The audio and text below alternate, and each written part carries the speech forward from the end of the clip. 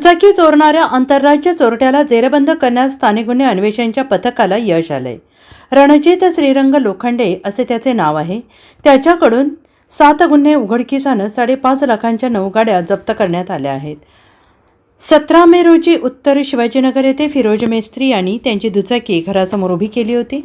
दुसऱ्या दिवशी ती चोरीला गेल्याचे स्पष्ट झाले. याबाबत विश्रामबाग पोलीस ठाण्यात गुन्हा दाखल करण्यात आला होता. यातील चोरट्याला पकडण्यासाठी निरीक्षक संजीव झाडे यांनी उपनिरीक्षक महादेव पवार यांचे पथक तयार केले. पथक चोरट्यांचा शोध घेत असताना पथकातील सहाय्यक फौजदार अमित परीट यांना एक रेकॉर्डवरील गुन्हेगारांनी चोरलेल्या दुचाकी सांगलीतील मार्केट यार्ड येथे उभ्या केल्या असून त्यातील गाडी विक्री करण्यासाठी मार्केट यार्डजवळ येणार असल्याची माहिती मिळाली. पथकाने सापळा रचून लोखंडे याला ताब्यात घेतले.